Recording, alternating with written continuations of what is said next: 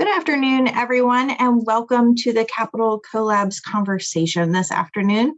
We will allow folks to enter the room, so we will get started in just a few moments.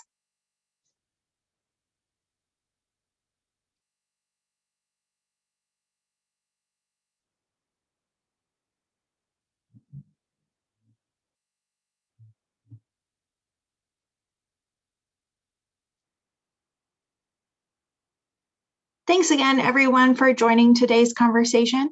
I'm going to go ahead and turn it over to Jeannie Quintardo to kick us off today.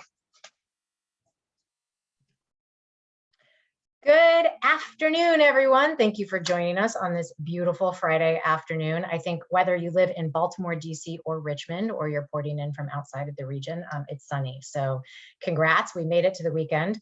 I'm Jeannie Quintardo. I'm the Vice President in charge of the CoLab, which is the skills and talent arm of the Greater Washington Partnership. I want to thank you for joining us today on this really incredible conversation.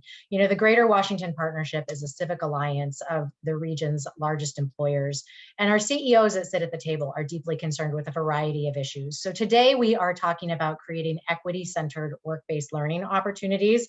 And what that means is imagining a region where everyone who is in this region can live, work, build a family, and have meaningful jobs. And for us, that means particularly in digital technology.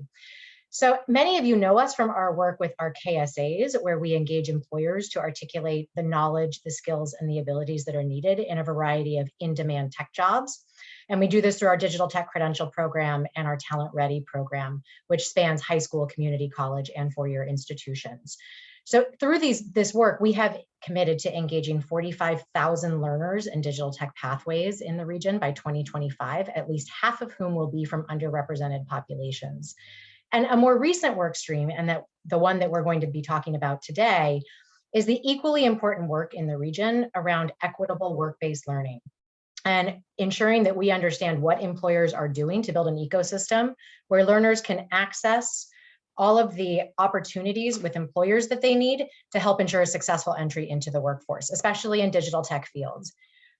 Because we know that if we move people through education and training programs, but we don't actually connect them to jobs, then we're not going to see the equitable outcomes that we need. So I'm joined today by just an incredible group of panelists, and we will be asking them to turn on their camera in just 1 second. Nick Culbertson is the CEO and co-founder of Protennis, which is the leading healthcare compliance analytics platform. And he is based out of Baltimore and is also helping to lead Baltimore Tracks, which is a really incredible program, a coalition of employers that are working to address racial inequities in the tech workforce. So really excited to have you here, Nick. Antoine Ford is our next panelist. He's president and CEO of Enlightened Inc., which is a leading information technology and management consulting firm founded in 1999 here in DC, where I am sitting. Antoine also has a number of impressive board seats, including chair emeritus for the DC Chamber of Commerce, the current board chair of On Ramps to Careers. He's a board member of the US Black Chambers Inc., and also is the chair of the DC Workforce Investment Council. Now, the final hat that he is wearing, and that we'll be hearing about from him today as well, is his work in DC around Employers for Equity, a group that he is co-chairing to help bring employers together. Our third panelist, Dr. Tashira Gale, is the Director of Evaluation Services at Higher Ed Insight. She's a social scientist who employs asset-based approaches and culturally responsive practices. And she was an important part of this equation when we engaged in a landscape analysis of all of the work-based learning practice across our region. So we'll be hearing from Tashira on that. Kim Mahan is the founder of Max Potential. Max Potential helps create pathways to careers in digital technology, and she's based in Richmond, Virginia. So you're seeing we're spanning our entire footprint here of the Greater Washington Partnership. Prior to founding Max, Kim held global technology leadership positions at GE Corporate, GE Industrial, and Genworth Financial. And then finally, we're joined by Robert Owens, who's the Director of Workforce Initiatives at the Capital CoLab. And he's an accomplished leader with knowledge in program design and implementation in K-12 and higher education. And he's also overseeing all of our Talent Ready and our work-based learning portfolio. So with that, if my panelists would please turn on their cameras and come to the screen, we will get into some of the meat of our discussion. So really just delighted to have you all here today and talk a little bit about how together we can begin filling some of the workforce gap that we're seeing. So we know, based on our analysis, that annually, at least through 2025, we're going to see about 60,000 unfilled jobs in digital tech fields. And when you start looking at the diverse talent in this region and our abilities to bring those people into the workforce, I think we have some raw potential, but we also know that there's a lot of work to be done. So I want to start by talking a little bit about what we're seeing around the region from Richmond to Baltimore when it comes to helping ensure all of our citizens can access and persist in digital tech pathways. So Tashira, I'm going to turn to you first. And we believe at the CoLab and at the partnership that providing opportunities for employers and learners to engage throughout the education or training process is a vital component of talent development. The CoLab commissioned HEI to conduct a landscape analysis of work-based learning that's happening across our region with a focus on building an equitable talent pipeline, especially in technology fields. So will you help us set the stage today for our conversation and share during your study, what did you identify as recurring themes in the work-based learning ecosystem across the Capital Region? Absolutely. Thank you again, Jeannie, for inviting me to contribute to such timely, critical discussion alongside this extraordinary panel. Early on in our research, the richness of the work-based learning ecosystem within a Capital Region was immediately apparent and paramount to our understanding of this landscape. The Capital Region encompasses diverse learners when thinking about demographic backgrounds as well as level of exposure trainees have had with technology fields. Employers are of diverse sizes and geographical footprints.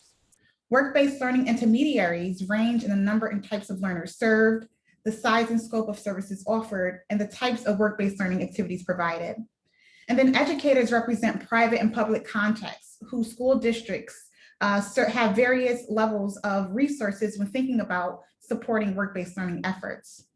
While this demonstrates the complexity of this multifaceted landscape, what these differences also highlight is the significance of offering work-based learning across the full continuum of opportunity. This includes from the awareness phase to exposure, through engagement, and finally immersion. If we are to truly build a more robust, inclusive tech talent pipeline with diverse communities equitably represented. It was also made very clear that there is a great deal of untapped talent as well as incredible interest in and abundant capacity for work-based learning, making this feasible and mutually beneficial for all. Another theme that emerged was this recognition that equitable opportunity doesn't just happen.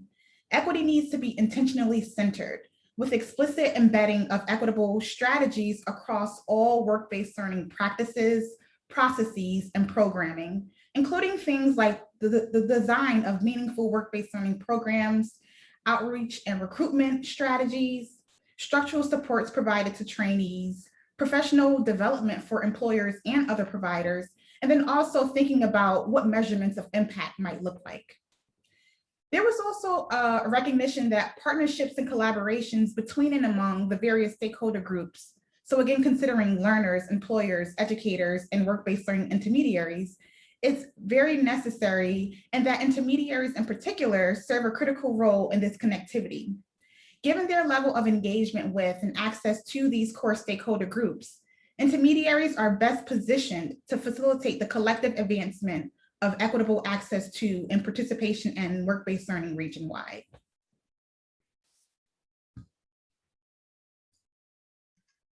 Thank you, Tashira. I was ready to let you just go on all day. I asked Tashira to be brief, but I think she has a lot to say on this topic.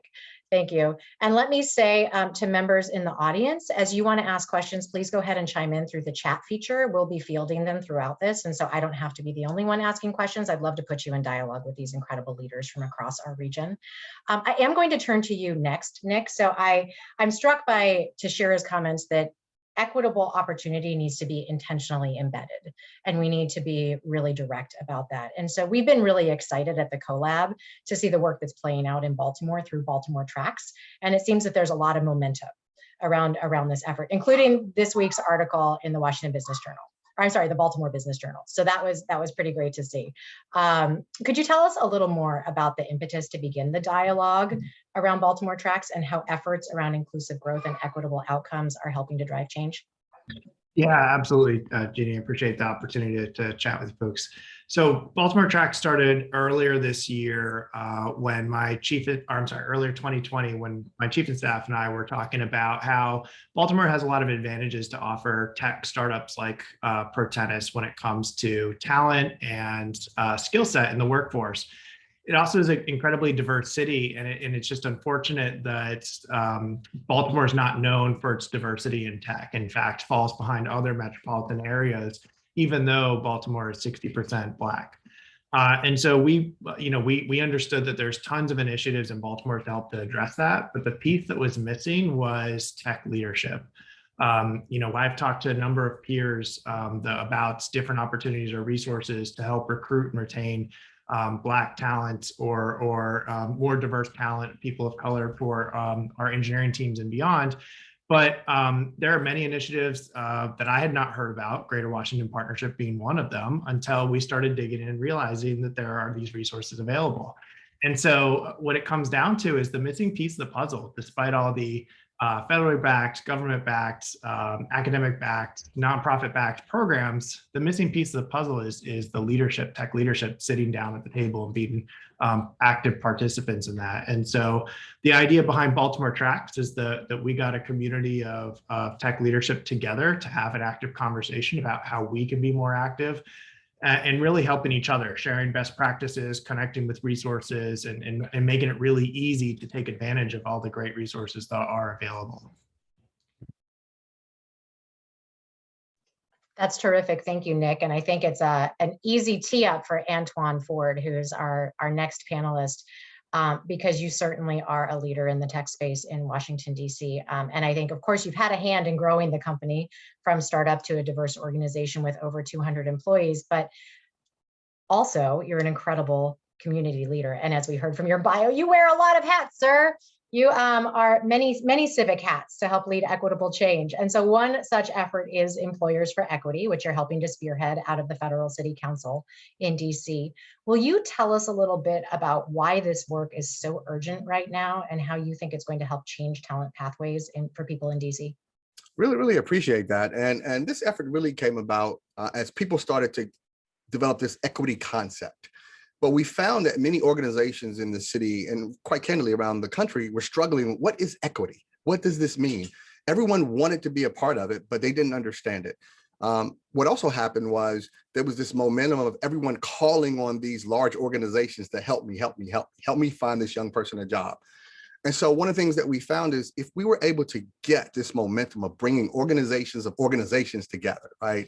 And really being a convener of conveners, such that we're able to get the chambers together, the Federal City Council together, the Hotel Association, the Restaurant Association together, then we can have a common framework and have a common conversation about this Employees for Equity. And so that there becomes a sort of common theme of thinking and defining.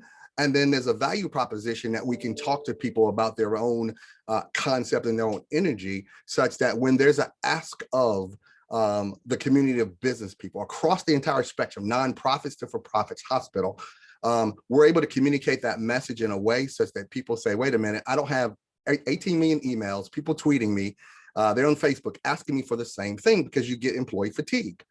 And so we really said there needed to be a coordinated effort between the industry side around equity and looking at work-based learning, as well as the government side, because there's so many programs within the district government.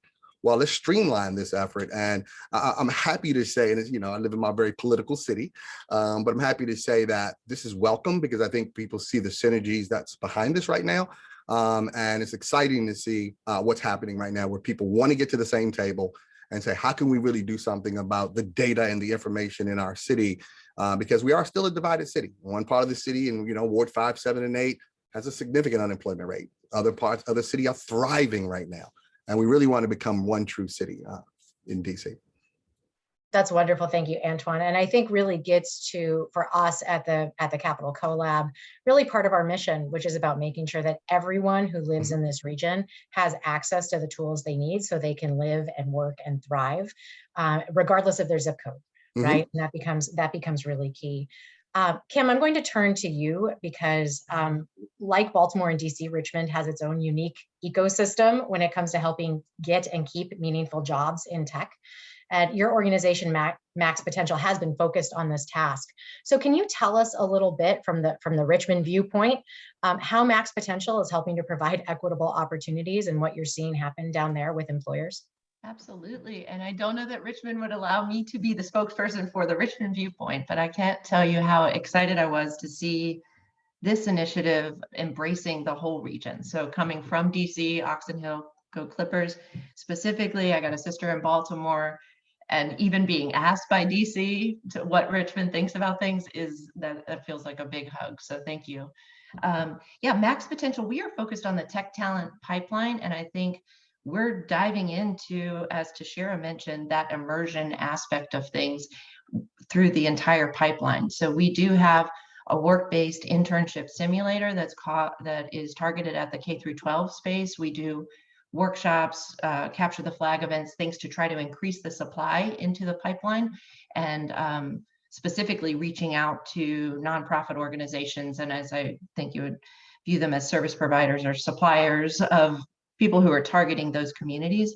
Our core business, which operates out of Richmond, as well as we've expanded into Durham, Hampton Roads, and Southwest Virginia, is focused on apprenticeship, and that's all we do. So we are an employer. We hire people in that can't get a job without experience, can't get experience without a job, and we provide high quality technology services to our customers and allow them to tap into this high potential supply that they're missing out on. And then at the further level, so we get into that adult program, our core apprenticeship program, we get a lot of career changers, people looking to make a switch. More than half of the people showing up at Max have degrees of some sort that they got in another discipline, and they're trying to figure out how to break into tech. On the top side, in the upskilling market, several of our customers have asked us to bring our apprenticeship program inside their organization. So we can also help companies do that if they're trying to implement their own apprenticeship programs internally, which is where we may help them pivot their call center to certain individuals from their call centers or from other departments into full-time tech jobs.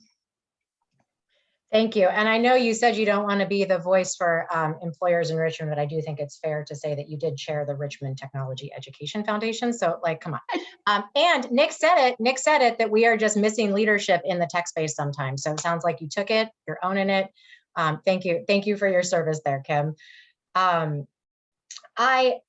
I would like to actually pivot to this question that's in the chat feature really quickly, just to make sure that we are addressing questions from our audience. And so, and it ties really, Antoine, I think, to what you were saying around employers for equity and the need to be a convener of conveners.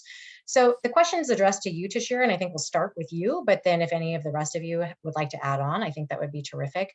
So Tashira, Joseph Green is asking, why are intermediaries the best entity to facilitate the equity dialogue and strategy process? Thank you for that question. They're best positioned because intermediaries are right at the center of efforts, right? So they're collaborating with educators, they're speaking with employers, and they're directly engaging with learners.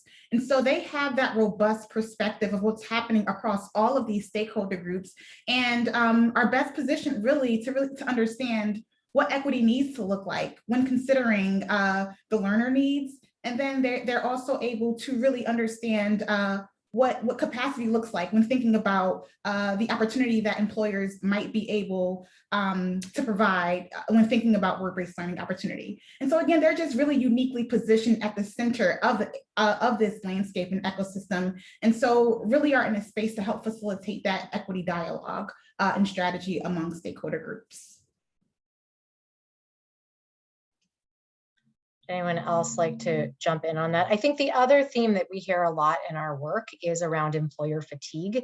And so Antoine mentioned that, and making sure that we as intermediary bodies and as collaborations are figuring out how to make sure we're scaling opportunity without causing one-to-one conversations becomes really key.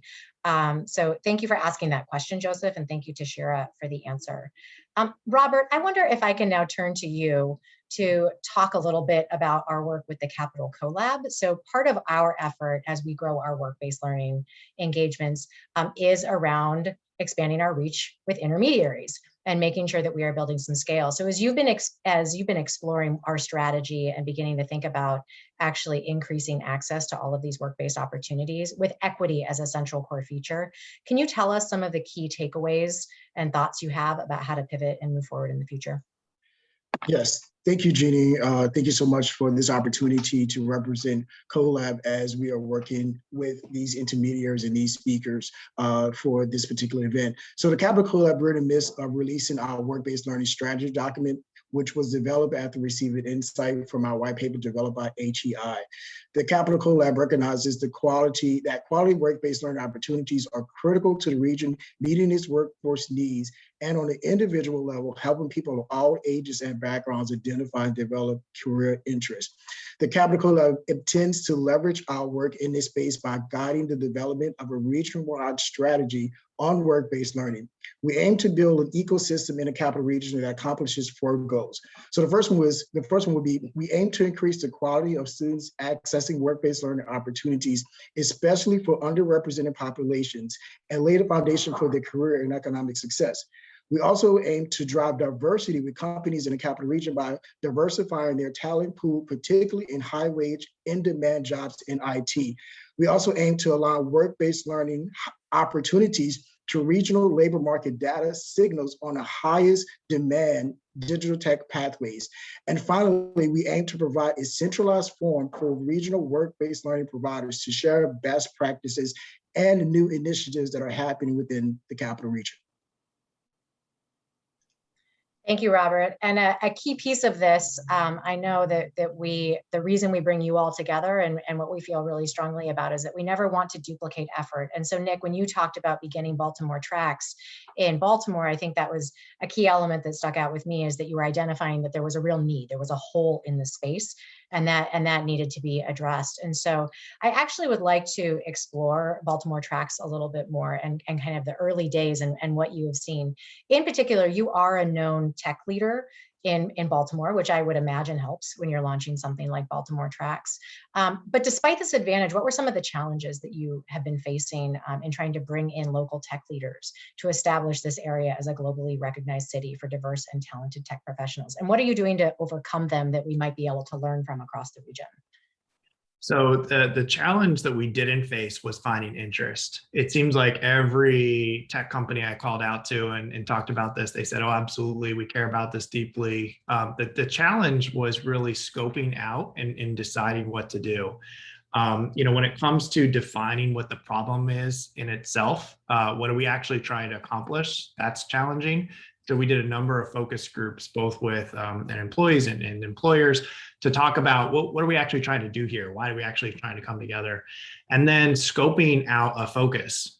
If you go too broad, we had conversations about housing and transportation that tech leaders aren't going to be able to change in as much as we can contribute to other efforts.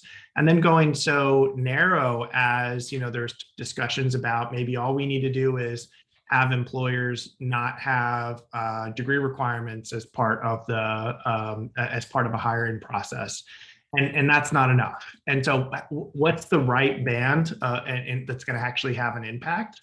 And knowing that every company is coming from a different place. Some organizations have a really strong diversity, equity, inclusion, belonging program that's been established for years, and other places are just starting out.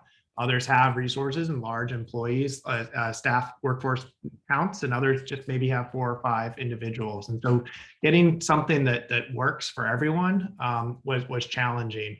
And the way that we got there was by listening a lot. The Baltimore Tract is not novel in any way. Many cities have similar initiatives. Many programs have great examples that we could touch into. And so we tried to learn as much as we could from programs out there and fit what makes the most sense for us. And even now we're getting feedback from organizations that are signing up to be a part of it and saying, hey, can we add this, or can we edit this, or this doesn't make sense for us in our unique situation. How can we improve upon it? And so it's an ongoing active process. And I'm just really excited and inspired by the fact that it's something that a lot of people care about, and there's continued energy behind it.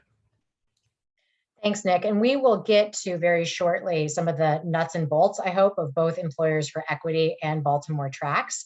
and what you are asking employers to do. But I do want to take a question from the audience first.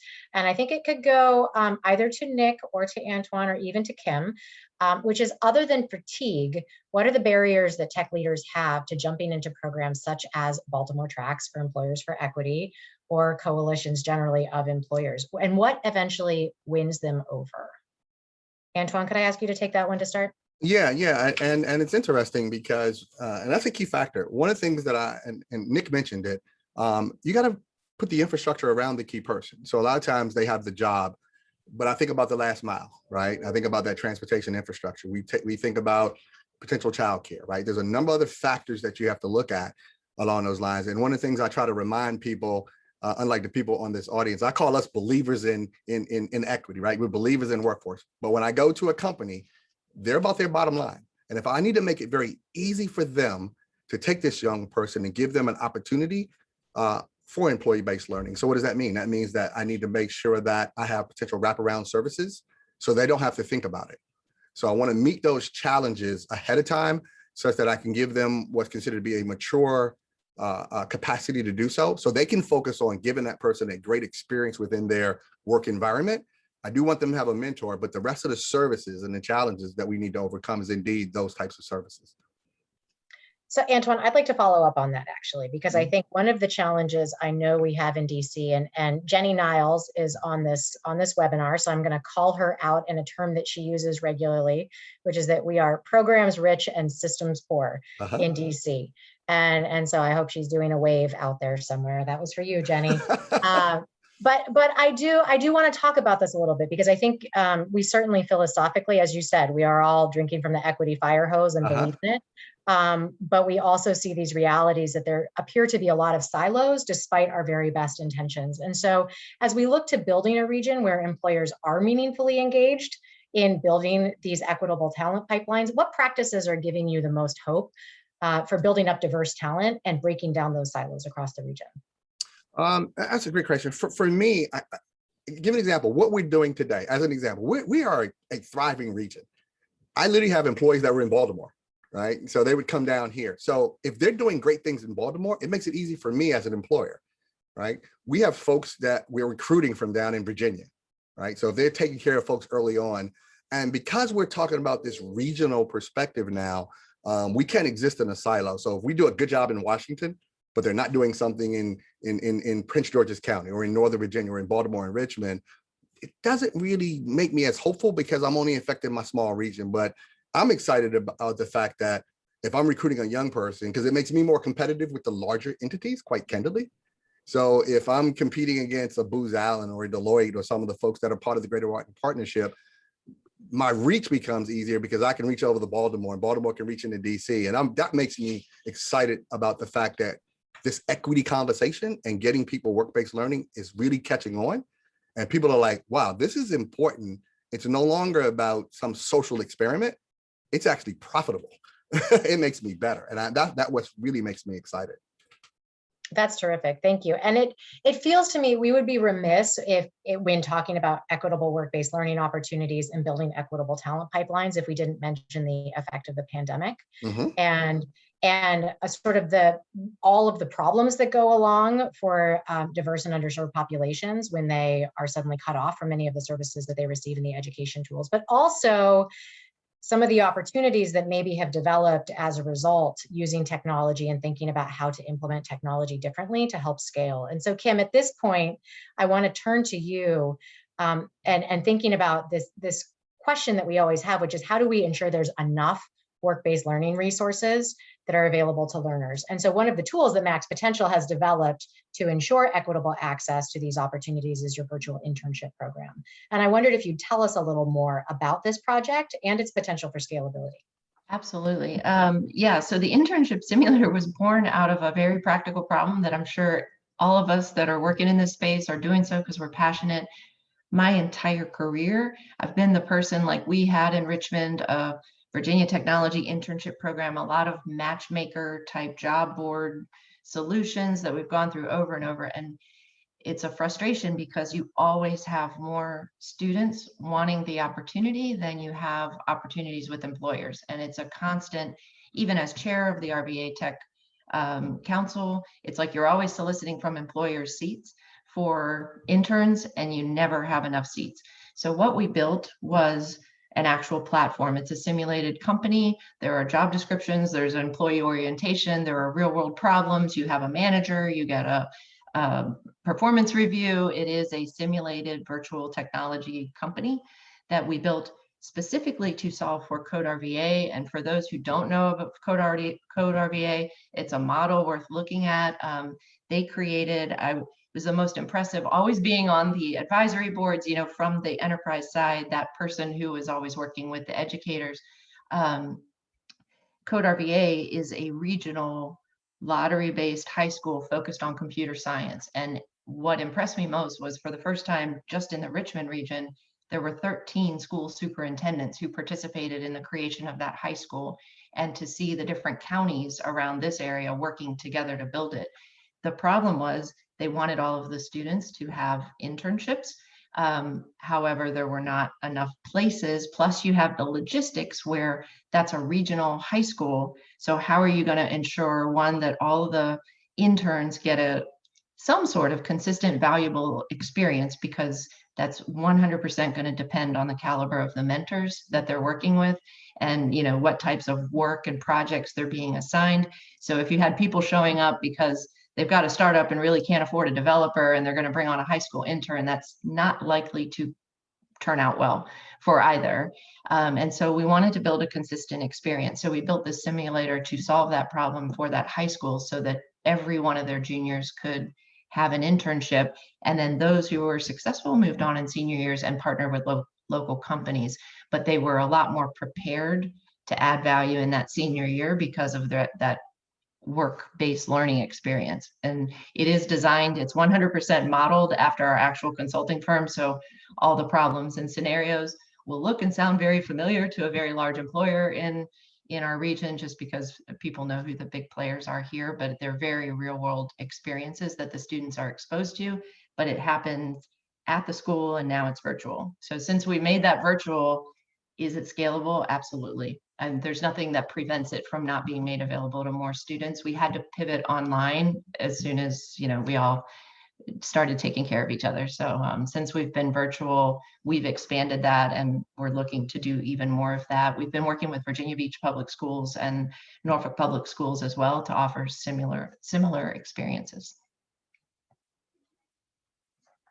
Shara, as we move into this conversation about scale a little bit more, and then we'll get to the question from Jessica Hartung in the audience.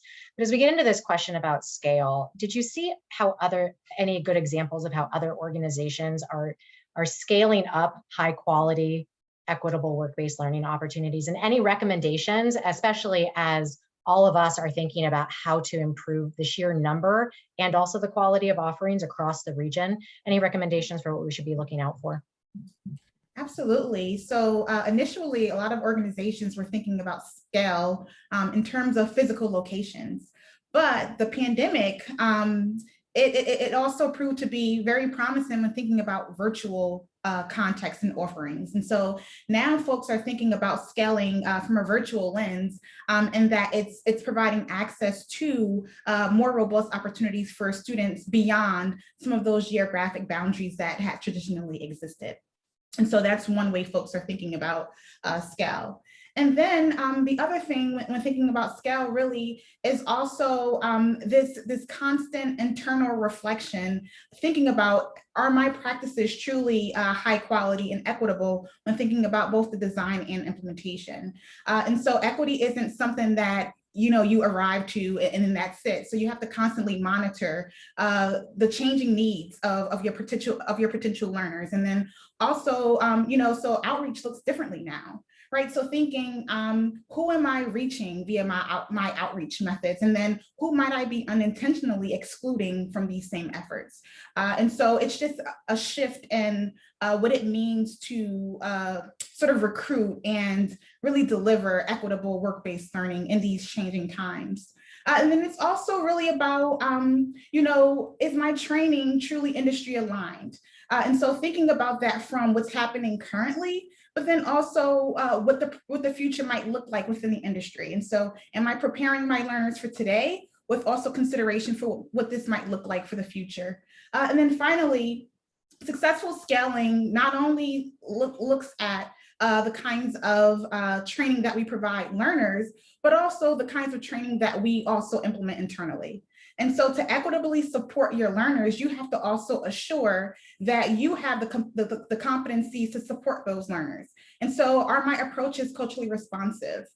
Do I really understand who my learners are and what their needs might be? And am I providing the programming and supports that they might need? And sometimes that looks like things that we might be able to provide directly. And other times it might look like, okay, I'm going to go ahead and direct them to these other services that might exist within the community, because I understand that these are the kinds of barriers that might serve as hindrances for success within work-based learning. And then when thinking about inclusion within the industry at large. And so those are some of the things that folks were thinking about when considering scale. Thank you, Tashira. And Nick, I saw you nodding along those comments about making sure you're being aware of being culturally responsive in the workplace as well. And I think especially tech companies sometimes in the past, not in our region necessarily, but in other regions perhaps, have been given a bad rap for that. So I wonder if you could take a first stab at Jessica's question from the audience. She says, I'm curious about your perspective on equitable leadership development, especially for those workers who are working from home. Would you mind taking a first crack at that? And then I'll open it up for Kim and Antoine and Rob, if any of you have feedback on it too. Yeah, and I'd love to tie this together with a question that was asked before, just about what are some of the barriers too. And speaking as a white male tech leader, I think one of the biggest challenges is just having really uncomfortable conversations and being in uncomfortable situations. I am by no means an expert on equity and creating a culturally aware environment for our company. And so that means that I have to put myself out there and be exposed to things that systematic racism and bias have pushed me in an ingrained way against. So that means being put in very uncomfortable situations. And so when it comes to training and development, I think there's a lot of opportunities for leaders throughout the organization to become accustomed to be put in these uncomfortable situations. We've done a couple of training efforts in my company at Pretendis to expose people to various, gosh, and I'm really trying to remember the name of the program. I'm gonna have to think about it and I'll put it in the chat. But training just to create more awareness culturally for people who may not have been in circumstances beyond their own. And I think that kind of stuff is really important to get people to open up to. And I saw some nods, so if someone can think of the training that I'm thinking of, let me know. But otherwise, I'm gonna do was it unconscious bias? Yeah, unconscious. Well, unconscious bias training, but there's okay. I'll come back to it. Got it. One thing, Nick, I want to add one thing. Something you said was really interesting, and I really appreciate those honest conversations. In some organizations I work with, I'll go to them and I say, let's do me a favor. Let's go on your website. Let's take a look at your leadership and your board. What does that say to you, right? And when you get to that conversation, you get this hush of, wow, we got some work to do. So it's not condemning them, but sometimes it's exposing them to the work that they have to do.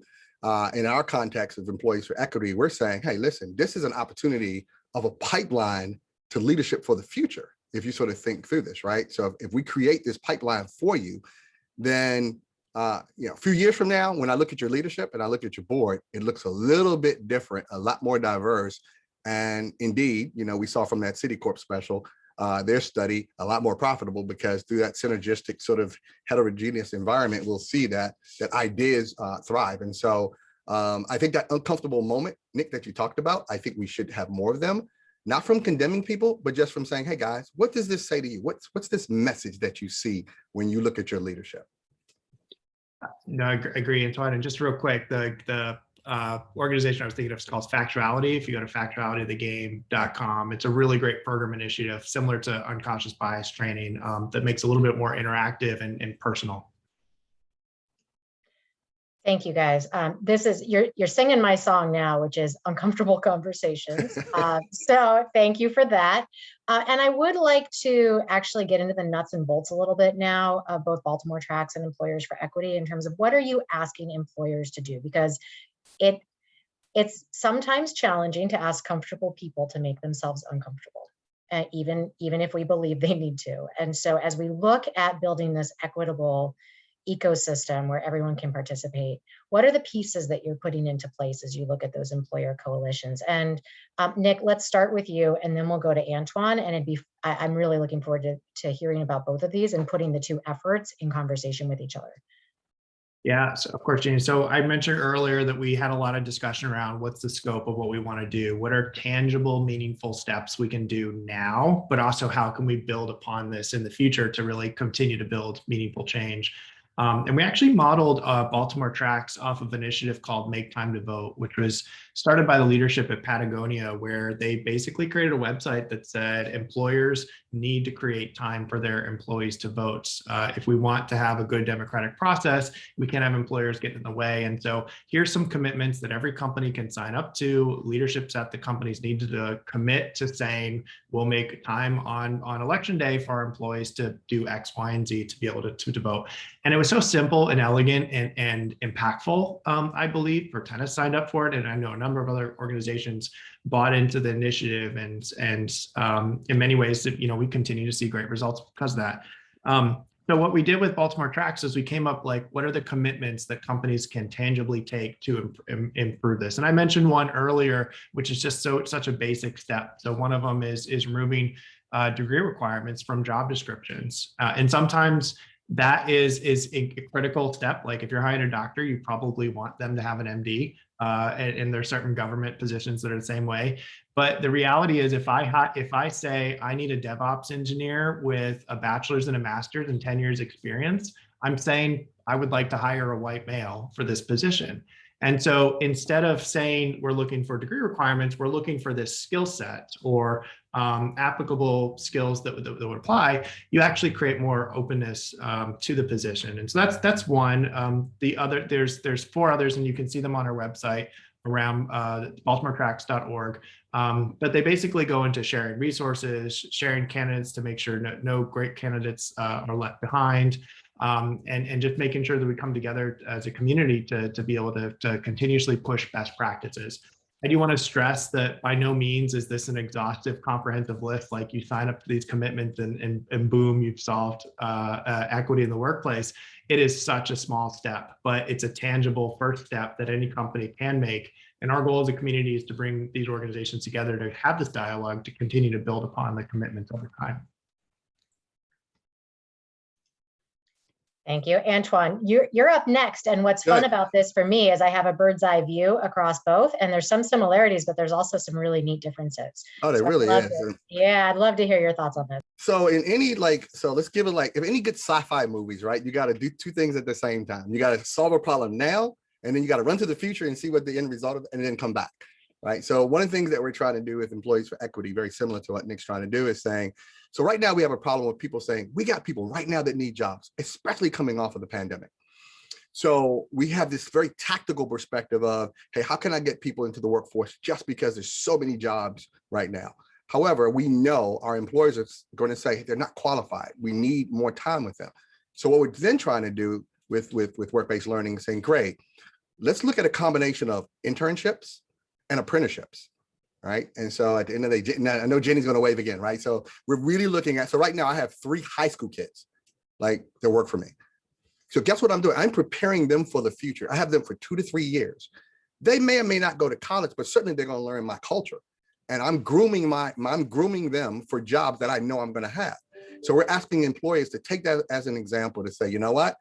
Let's start this kid right now, this young person right now, put them in a work-based learning environment and keep them for 2 to 3 years. If they go to college, we'll still work with them while they're in college. If they don't and they're credentialed, we can have them get jobs right now. So guess what I'm doing?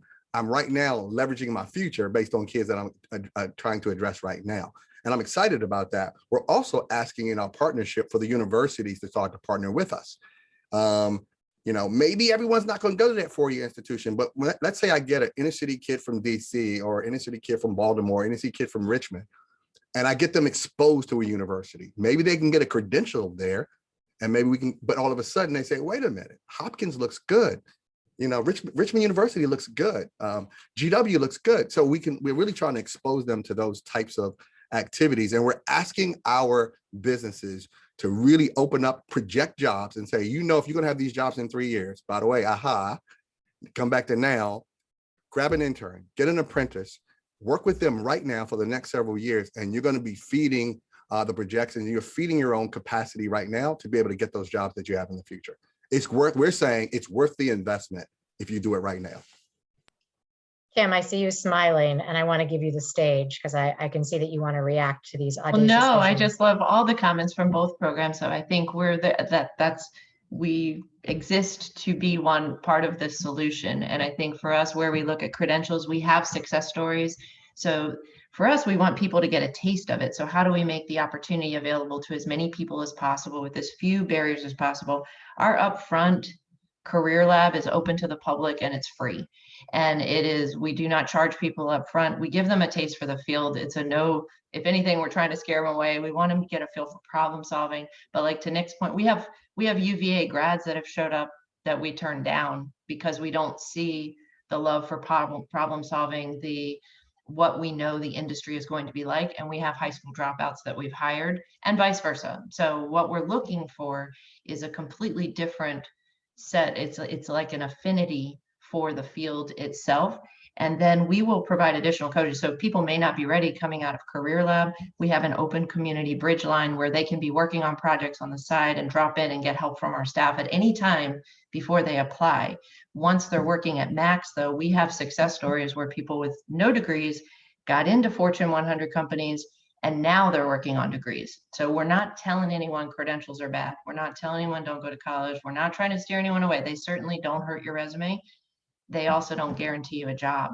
And it's think about the sequencing and the order that we're putting people through. So it's like if we can get them into the larger companies, most of them have tuition reimbursement where they can go get the degree later and they may or may not need it. So it depends on what types of roles they're trying to get into. So the degrees are only going to be relevant if you're trying to go into certain types of jobs.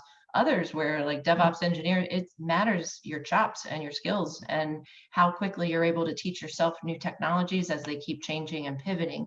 So we want people to get a feel for that teaching yourself on a continuous, never-ending basis, because anyone going into the tech field, that's what it's going to be like. And if we tell you anything else, we would be misleading you. So like I said, I love the approach from both programs. It's like, I'm part of the choir, please. Let me say it. Thank you, Kim. And I want to, this is a nice pivot. I want to double down on the equity thread for a minute. And I love what you said, which is sometimes you need to choose the students who don't come from the traditional backgrounds and actually be very intentional about that. And I think this gets to Albert from Baltimore's question, which is what resources can we provide to employers who we are working with? So Albert is not an employer. He's looking to equip employers to ensure that they have what they need in order to study and uphold equity as they engage with our students in work-based learning opportunities. So especially, I think, Nick and Antoine from a very, from an employer perspective, but also to Shira and Rob, as you're seeing this sort of play out with a more theoretical and research-based lens, what are you seeing? And maybe we can start, Antoine, with you. And that's a really great question. It's Anna Smith, the director of the WIC, and I had a conversation yesterday. So we were sitting down and I said, Anna, one of the things, like this city, our mayor has incredible programs that are here. One of the things that I think we don't do a good enough job is letting the employers know about the wealth of programs that the city has. And I think that's with any city. I think one of the things Anna and I were talking about is being another convener or a router towards, you know what, employer X, you're not prepared to handle this particular experience for this person, but we have a program here that we want to be able to get you to. And I think I'm excited about the fact that that was happening. And it's funny, it was a result of COVID-19. Last year, there were so many needs that occurred that the collaborative of the government and the public really became very close. And those programs that were developed to really help people and businesses are now around to help the folks that are looking for jobs. And so we're leveraging a result of a very bad thing in the pandemic to make it good for people that are available right now. And I see that among governments around the country. Shira, I wondered if you had anything from the more research-based side of the house to add to this question. I agree, it was a terrific question.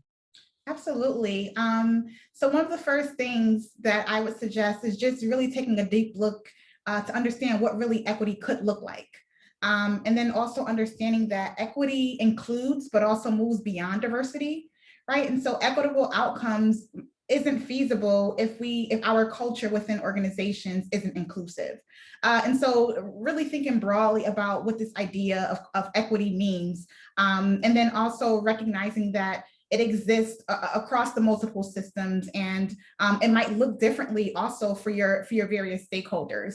And so recognizing that equity isn't a singular a kind of construct, and there isn't a single paradigm of what equity means, and it really takes a lot of work to truly realize equitable outcomes. And so the willingness also to put in that energy and effort to come to this realization. Thank you, Tashira. We have time for at least one more question from the audience, and I have a couple more questions to ask our panelists. One is just a quick round robin. So recognizing that there is plenty of work to go around, and I know you all are doing incredible work. I just wanted to make sure we were highlighting any upcoming events, publications, pieces of effort from your specific regions that you wanted to make sure all of the panelists were, or all of the audience members were aware of, just so that we can pull the threads on that. And so Antoine, I'm happy to start with you, and then we'll go to Nick, and then we'll end with Kim. Just upcoming events and pieces that you want people to know about as we're working together and not in silos. We have two major events coming up. One, the Workforce Investment Council of the city is really coming on March 23rd through the 25th.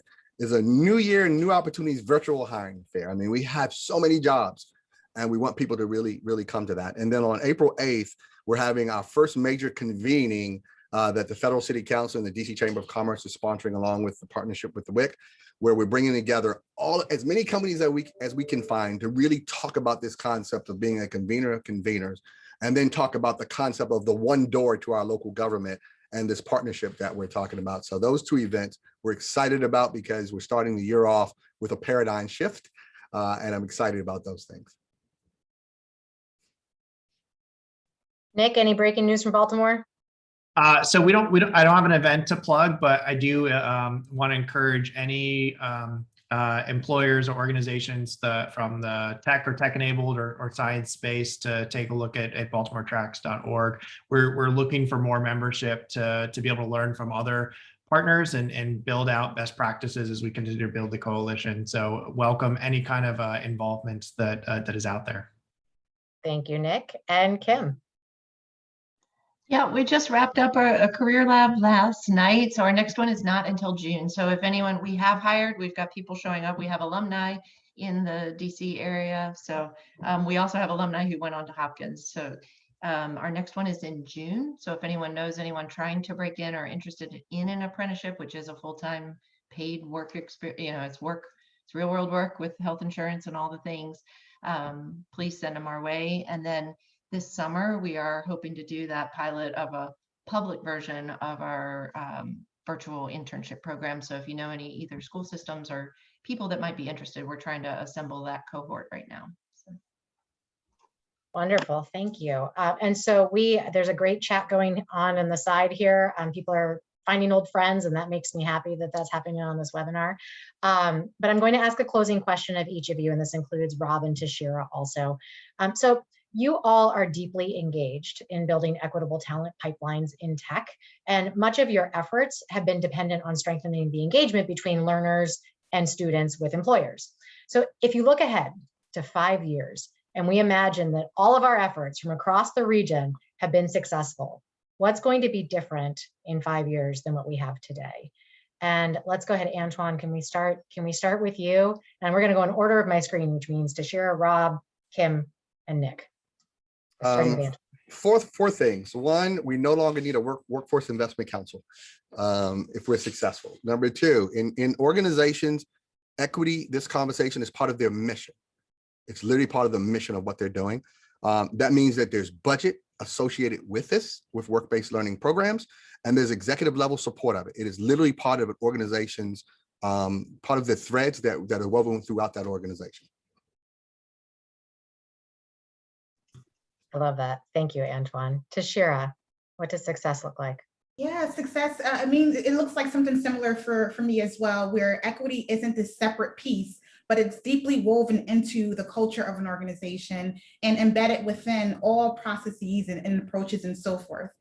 Equity also, of course, includes, there being a diversity of talent within the IT industry. But it's beyond just your learners, and also it kind of transcends into organizations as well. And so when thinking about work-based learning providers in terms of intermediaries, right? So your internal structures and organizations also look very diverse. When thinking about employers, the makeup of your workforce is diverse, and including leadership. And so again, focusing equity not only on our learners, but also organizations at large, including those who are supporting our learners into these pathways.